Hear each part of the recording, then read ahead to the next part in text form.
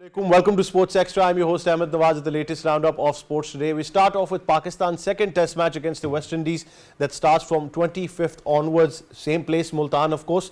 And Pakistan is expected to take this test match and complete the series whitewash 2-0 and end their World Test Championship calendar on a positive note. But the fact is, of course, we will be talking in detail about Pakistan's performance overall in this World Test Championship cycle, and especially against West Indies. It was a spin trap that really worked for us as well. But we've also got to focus on the fact that, you know, the West Indies have got some real competition over here, and I think thoroughly, had it not been for the partnership between Saud Shakil and Rizwan, West Indies were ahead of us in this test match. Warwick, the way he bowled as well, I think they've got a lot of flavour that will be tested once again.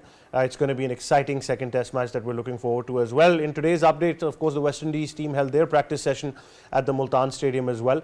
So they're getting necessary practice which they require. Of course, before coming to this series, they also played a 3-day practice match against the Pakistan Shahins in Islamabad as well. So they've gotten enough practice, but you know, the track on offer now, they'll better understand probably, and it's going to be tricky for Pakistan considering our top order hasn't been performing that much. So we'll talk about that in detail as well. Then we move on to the Under-19 Women's World Cup. We talk about that as well. That is underway. We've got some spectacular games. If you talk about Pakistan, they of course now face their next opponent tomorrow. So that's going to be very interesting. Of course, one of their matches was washed out against England. They unfortunately lost the game, and now they take place in their final match against Ireland. So I think it's going to be a good competition. It's been an overall great World Cup as well. We're seeing some good performances. If you talk about India, their under-19 leg spinner has created history. She becomes the first Indian woman to take a hat-trick in an under-19 World Cup, and of course, you know, a great feat for her as well. Elsewhere, Nigeria has been brilliant. You know, they're upset against New Zealand. It's a great side to look forward to as well. Scotland have been performing very, very well. Sri Lanka has surprised most of us as well. So I think a lot of quality cricket is being played in this Under-19 World Cup. We will of course give you the update on that as well. Then we move on and we talk about something very, very interesting. Pakistan Super League franchise Peshawar Zalmi, who has signed an MOU with the Kuwait Cricket Board as well. It's spectacular that now cricket development in Kuwait has of course been given a great boost by Zalmi Talent Hunt 2025 in Kuwait. A lot of these names have been finalized. You know, it was a spectacular event that was held, and a lot of talent was identified as well across Kuwait, which is of course going to be a new upcoming destination for cricket as well. So I think it's a fantastic move, and Peshawar Zalmi already has a fantastic development model as well that we keep on talking about in far-flung areas of Pakistan, but now they're taking it global. So I think finding talent on the international circuit as well on various countries is a great positive step and a great omen forward as well. Then of course in the final segment we come to the studios is our sports expert, cricket commentator, international broadcaster, presenter K. Asif Ahmed. Assalamu alaikum. How are you, sir? Walaikum Assalam, Ahmed. I'm perfect. How about yourself? I'm very well. Thank you for joining us. We've also been joined by cricket expert and analyst Sabir Hussain. Assalamu alaikum, Sabir. How are you? Walaikum Assalam. Ahmed, I'm fine. Thank you. Thank you for joining us. So, right, K. Asif, how do you look forward to the second test match now? Pakistan, of course, still has the upper hand, but West Indies, they still have quality up their sleeves. Well, we have won the first match, so everything is positive now. Nobody's talking about the flaws and mistakes which Pakistan have actually made in the first test as well. I did in my opening. I did. No, I'm not talking about you. Apart from you, I'm talking about.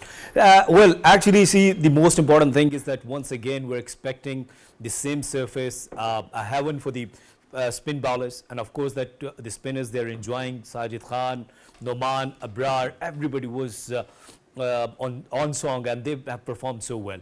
The problem is with the batters, that our batters, especially middle order batters, when we talk about the technique, we have made a video for the social media as well, and I would like to request you if you could make another one, because the people, they have liked it, the way you were telling there, and Kashif Majid was showing that what was the problem with, you know, with the soft hand, the back foot, the front foot. It is really important on that kind of track where spinners are ruling and spinners are taking so many wickets. Especially, as I said yesterday, the big worry is Warwick.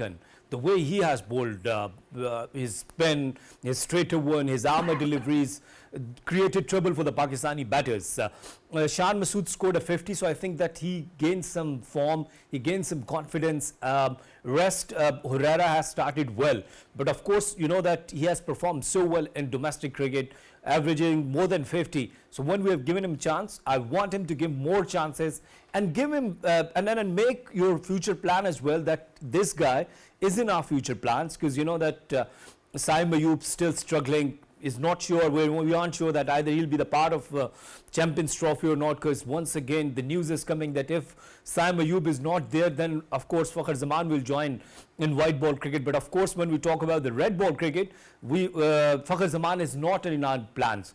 Abdullah Shafiq is in trouble, not performing well. So who is next? Of course Herrera. And then we have another good choice. I'm talking about the futures perspective. That is Umar bin Yusuf. Kamran Ghulam started in a very stylish way, scored a stunning 100 on his debut, but looking off colour. He was not okay in South Africa.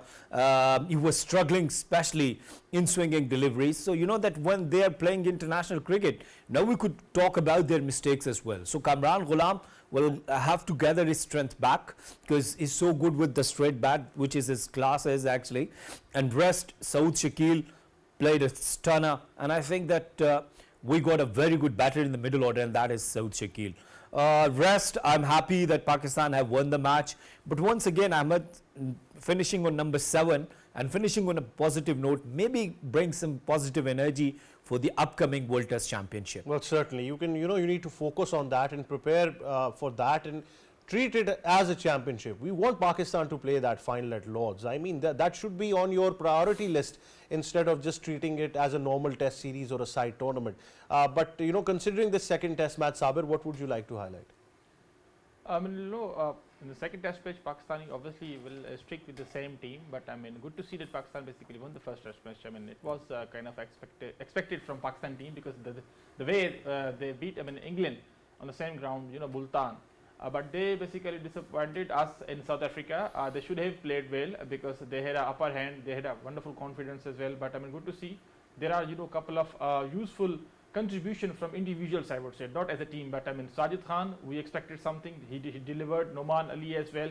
But I mean, the positive sign was Shah Masood's quite 550, a very valuable 50, I would say, on a turning track, a difficult pitch, and because third inning is not easy in Multan. But I mean, good batting from him. And also Abrar Ahmed, he basically picked up a couple of wickets. I mean, we criticize a lot on Abrar Ahmed, because he should have bowled okay against England in a couple of series ago. But I mean, he's basically improving. The more he basically plays the 4-day matches in domestic and also the test matches, he will improve more. And as far as the batsmen are concerned, Herrera, wonderful choice for Pakistan, because he is the one who has been with the team, with the system as well for so many series. But good to see that he has been given a chance rather than Imamul Haq, because he deserves a chance more rather than Imam, because if someone who has been performing really well, who has been in the team, in the squad, with the squad for so many series, so he's the one basically who should deserve a chance. And rightly said, I mean, by Qiyasif that Abdullah Shafiq was struggling. There are a couple of more players, they have been struggling in the top order. Herrera could have been a good choice. But I mean, Babar Azam, the worrying point for me is basically the Babar Azam, the way he has been getting out, against the spinners. I mean, we have seen in Sri Lanka against Prabhat Jayasuriya, left arm spinner. Again, we have seen against Ijaz Patel, the New Zealand series as well. And now the Hurricane, the West Indian left arm spinner, he's also making Babar Azam in trouble. So basically he needs to improve more, because we have lots of expectations, because he is a senior player, world-class player, Babar Azam. In these kind of tricky conditions, the senior players stood up. Hats off to Shah Masood and Mohammad Rizwan, because their partnership in the first inning was a turning point in my opinion, because 141 on that particular track was marvelous to see.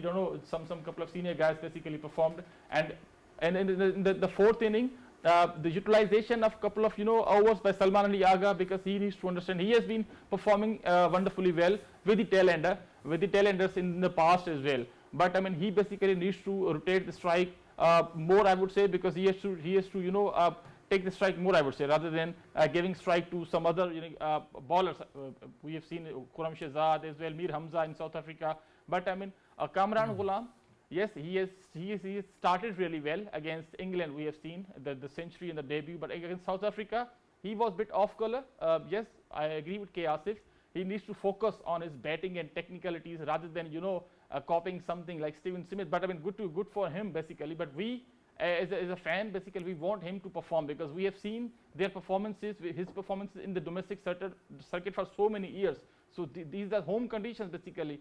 You have to perform, especially in your home conditions.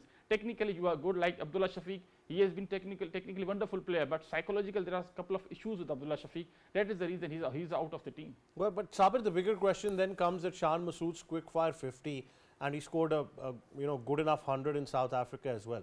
But he's got one of the cases where he's the only one who has been given the most amount of chances for Pakistan, even though his form has been slumping. Does that make that mark go away? Absolutely, a captain of a team who has been playing for Pakistan, a test side for so many years, I would say more than 12 years.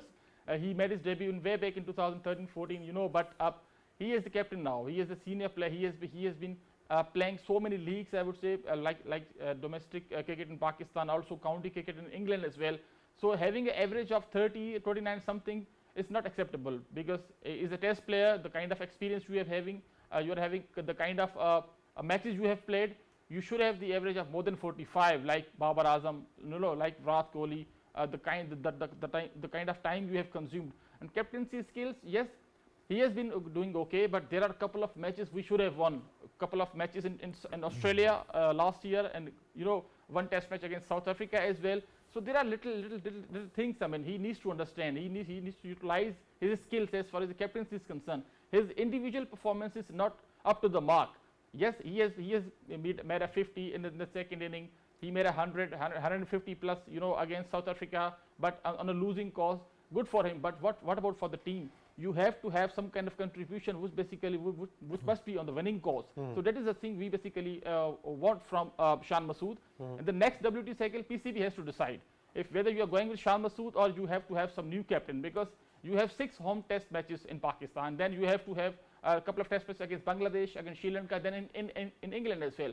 So that 2 years plan, I don't know about PCB, but Shan Masood, if he has to captain in the next WTC and he wants to basically play the WTC final, then he has to basically improve his skills as a captain and also individual as a batsman. Well, certainly. I think it's, in a hindsight, like K. Asif also mentioned and Sabir said, that you need to prepare now for the next cycle of the World Test Championship.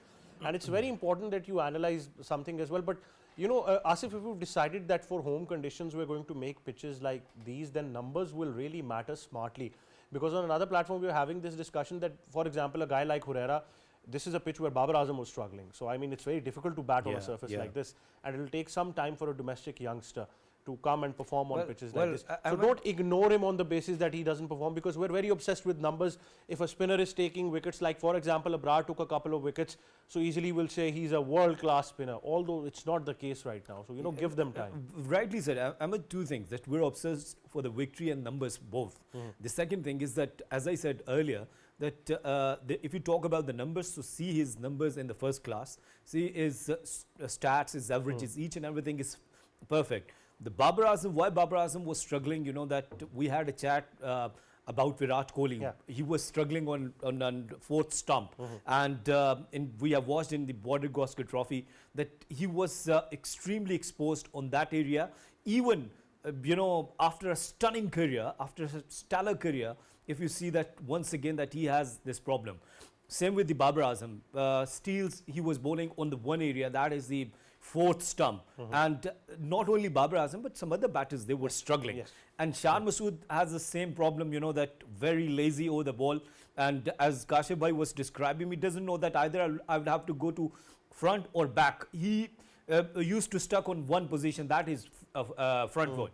So these are the problems. And the other dimension is that if we are making these kind of surfaces, spin-friendly surfaces, what will happen when we'll go on the green tracks like South Africa, like England? What will happen that? And what about the batters? As Shan Masood was saying in his presser, that batters are sacrificing their career. Batters are sacrificing their record. But what about the future? What will happen if you will get a greenish track in South Africa, and in England the seam and swing position will be different? And of course that then the batters and teams will come better prepared. Imagine Sri Lankan spinners bowling against you on this pitch. They'll be better prepared. They'll know what kind of players to take for Pakistan. And as you said, that we cannot talk about the spinners as though they performed well, but even then these conditions are really helping them. And Abrar, once again that after his first game, everybody was praising his performances. But what happened later on, that the statisticians, that their work, that what kind of mystery bowling he is bowling. And simply now Abrar has been exposed in last couple of series. Why is bowling well? Because this is a very good pitch for the spinners, a dry surface where all the spinners are getting help. So you rightly pointed out what will happen in Bangladesh. If see that the Bangladeshi fast bowlers are performing so well.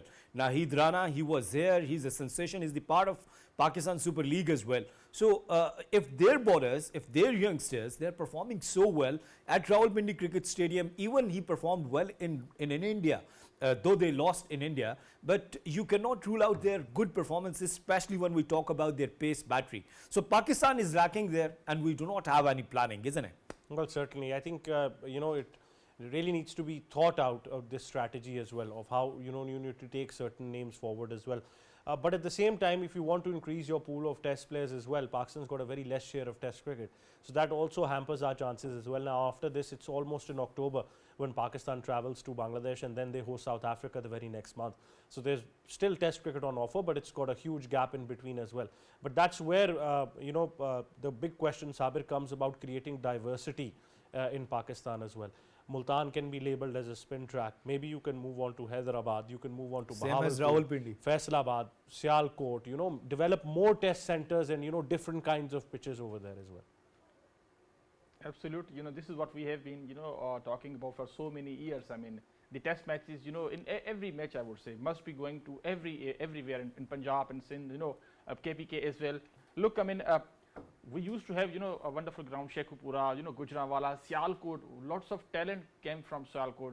You can, we basically name 10 to 15 players from Sialkot. We know the kind of quality, Sialkot produces, like Ahmed as well himself. He basically belongs to Sialkot, isn't it? Yes. So look, I mean, Sheikhupura, Gujranwala, again Hyderabad as well from Sindh, Karachi. Then you have KPK, Peshawar as well. So this particular time PCB is struggling because they have to renovate the stadiums. That is the reason basically we are compelled to give both test matches to Multan because of unavailability. And although we had a delayed start, if imagine playing in parts of Sindh, you'd had great weather for cricket in Sindh right now. Absolutely, you are right. You are rightly said. I mean, you rightly mentioned this particular point, but. Look, I mean, PCB has to, think broader because in a future perspective, you have to build your stadiums, you have to renovate your stadiums. Even when you basically call Bangladesh for 2 test match series, these both test matches should have been played some other venues, not Rawalpindi, not Karachi. Think, other than these 3 cities, basically these, I would say, would not say Minos countries, but these small basically countries needs to basically play some matches in smaller ground of Pakistan, smaller cities in Pakistan, because that is the reason basically every fan wants to come, to watch basically their heroes, whether they are playing test matches or ODIs or T20s as well.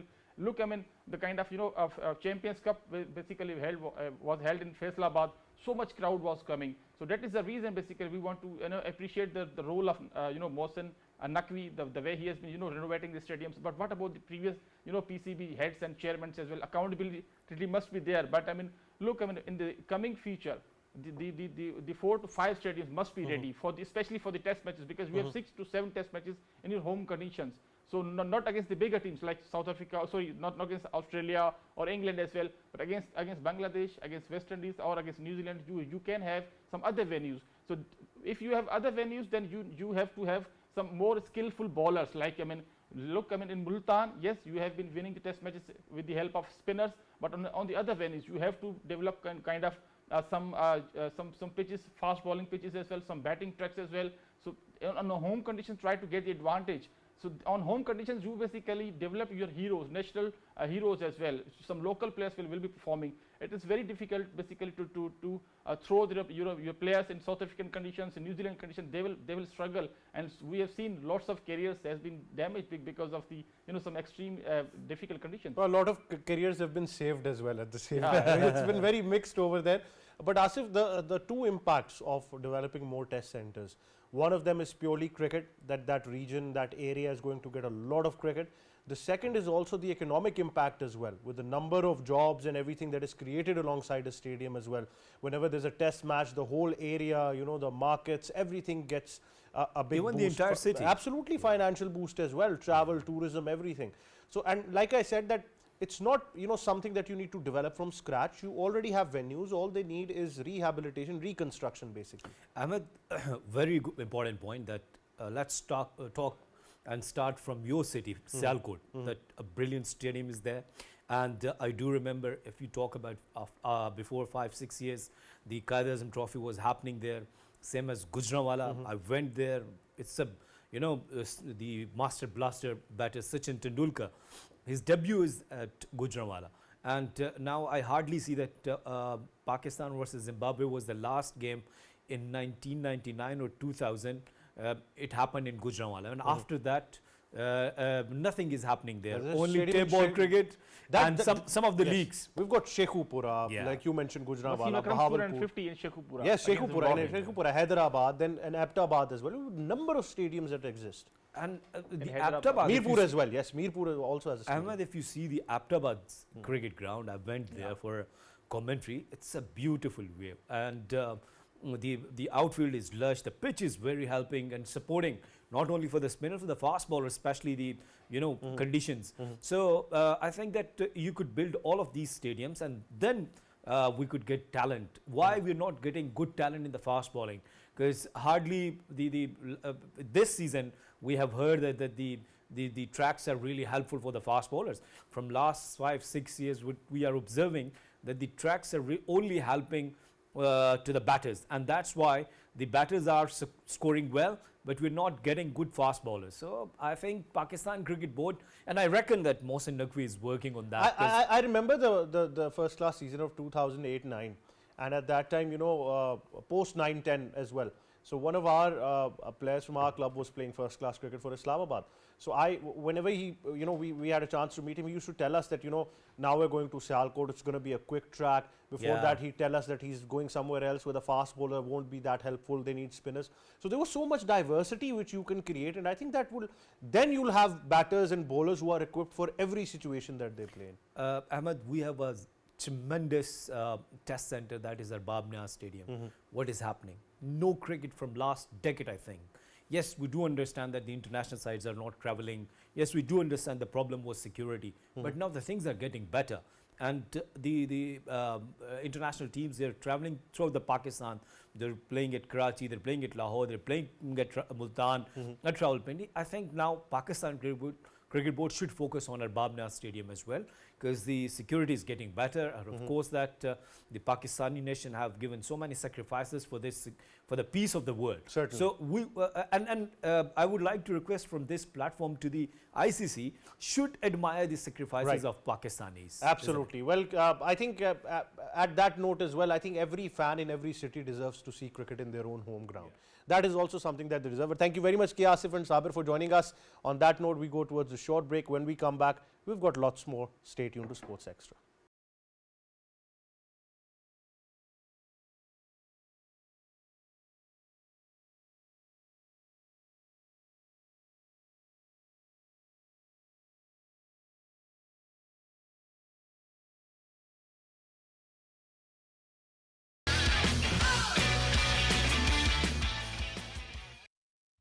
Welcome back to Sports Extra. Now we take your focus to tennis, the first Grand Slam of the year, the Australian Open. And to discuss it further in studios, we've been joined by sports expert, our regular feature, back once again, Mr. Ali Mehdi. Assalamu alaikum, how are you? Walaikum salam, I'm very well, Ahmed. Thank Well, you. so a lot to talk about, Ali Mehdi, the Australian Open. And I think before we do that, let's just talk about the quarterfinal that is underway as well. So we do talk about that. Djokovic and Carlos Alcaraz was obviously interesting, and then we had Zverev as well.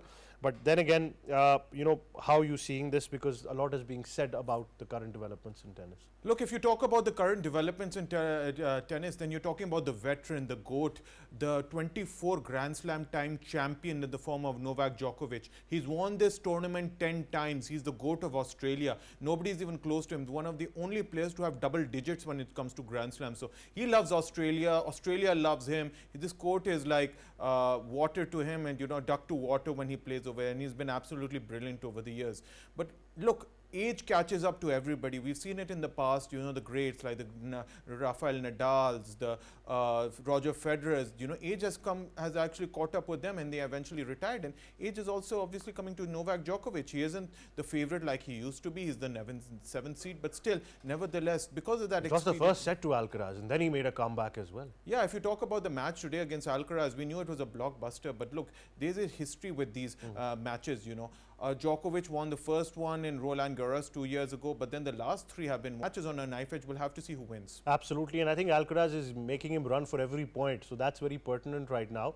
But you know, often this question has become too much of a cliche. Whenever people tend to, you know, just say that, okay, Djokovic is now done and dusted, it's that time when he makes one of the most remarkable comebacks and tells everybody, no, I'm still going to play. Look, this is the incredible thing about Novak Djokovic. When you write him off at your peril. He has the great Andy Murray now in his on his court side. You know, he's one of his coaches too, helping him, you know, along the way too. He's helping him, you know, still work upon those areas which he could still improve upon. And, you know, who have that slight edge, he's one of them. And then, of course, after Zverev, I have to talk about the two Italians, Lorenzo Sonego, who's been excellent this tournament, and Yannick Sinner as well, who's up for contention. If you talk about Alexander Zverev, you know, he's made his third, I believe his third Australian Open semi-final. You know, he always makes the semi-finals and makes the finals, but he never can go that extra step. This time he has that hunger, that desire. He's very good. He's already made the US final in 2020 during COVID, but in this time he wants to go a step further, and he's still waiting for the winner between Novak Djokovic and Carlos Alcaraz. But the fact that he got the job done shows that he's number 2 seed and he really wants to go the distance. Well, how are you seeing this unfold then? Because obviously Zverev is up there. Sinner most probably is the likely one to qualify further. And then Djokovic, if you see that matchup, you know, people might just say Yannick Sinner still in contention to win the Australian Open. Look, Yannick Sinner is the best player in the world. I am generally, when I say this, people are saying Alcaraz, Sinner. No. Sinner, when it comes to credible form, that he's going to win. And then the other semi-final where you have, I believe, Sonego is playing that match. I think he should win that too. He should probably, he probably will get through in that match too. But the fact of the matter is that I think can't see anybody going past Alexander Zverev, Jannik Sinner, at least until the final. Well, certainly, and now coming to the women's side as well. That's an interesting one that you say, Emma Navarro. She's done very well during the run. She's done well in the actually when it comes to the Grand Slams, but during the 1000s and the 500s, 250, she hasn't done much. But nevertheless, it's the Grand Slams which matter, and you know, Navarro, I think she has a very good chance. But look, you cannot write off Swiatek. Swiatek, when it comes to the Grand Slams, she's the master. She's won about 4 the French Opens. She's won 1 US Open. She wants to add this to her cabinet. So I think she's the favorite against Navarro too. But when it comes to the other side, I think it's a bit of a swan song. It's nice to see the veteran. You know, the last couple of months for her as well, the quality tennis has been on offer. And once again, you're seeing her dominate the way she likes in all of these games that she's played so far. Sabalenka, what a player she is, going for the three-peat, going for a third Grand Slam win, I mean, in a row. She actually had a difficult match against Pavlyuchenkova today and against the Russian Pavlyuchenkova of the Melbourne Heat. It was this Paula Badosa who actually struck first, and she played very fearless tennis. She played very deep tennis. She served extremely well, and she managed to win the clutch points. So, you know, she completely roasted this Coco Gauff in the Melbourne Heat. Well, you know, it's a great affair on the women's side as well that we're seeing, and it's going to be quality tennis moving on to those quarters and semis and then the finals as well. But one particular name I do want to talk about, I think for far too long in tennis, we have overrated certain players as well. And, you know, on the basis of their one tournament. I think she's a flash in the pan. I actually thought that when she won in 2021, I thought that was just a one-off. She's not going to win another Grand Slam again. She hasn't proven that. She's changed so many coaches. She doesn't trust her coaches. She doesn't trust her play. She has a go against the media too.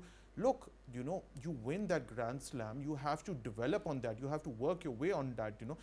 When you your coaches, everybody like that. But sadly, you know, she hasn't had that. And while the media has written her quite a bit, I don't see any facets of her game to actually help her go the distance. So I think, you know, she is a big disappointment too, but she's got to work on her game and trust her support staff. Otherwise, I don't think she'll be she'll be going deep in another Grand Slam. And I often tell this to people as well, that if there was anyone you wanted your faith in to be the next generation tennis player on the women's side, it would have been Naomi Osaka. Unfortunately, she was struggling from mental health issues.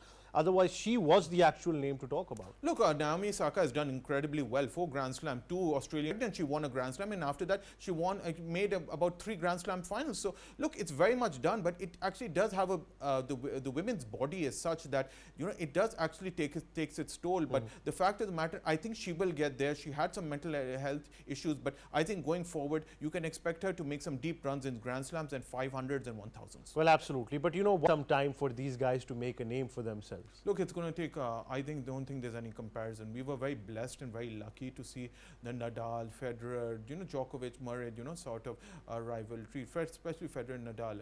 And, that time is dusted. Obviously, it's going to take time to actually develop and interest in tennis once again. But we have to be grateful to the likes of Jannik Sinner, Carlos Alcaraz, the great Novak Djokovic, who's still going. He's at least this interest and hunger in tennis is still over there. And for tennis enthusiasts like you and myself, at least there's something to look forward to. Yeah, Alexander Zverev in there as well. Alexander Zverev is there too. He's going to make the final. I'll be very surprised. Maybe Carlos Alcaraz, whoever wins today's match, will compete against him in the final. Don't write off Zverev, but I think Jannik Sinner. On the women's side, I hope it's a new champion. I really would like to see a new champion over there too. But I have to say that Sabalenka is the one. Even Swiatek, is another one, who has a very good chance. But if it was a Cinderella, the Australian Open as well. The fact is, as Ali Mehdi has said, it's still up there for Jannik Sinner, but you can never ignore the creeping Novak Djokovic in there as well. He's always there.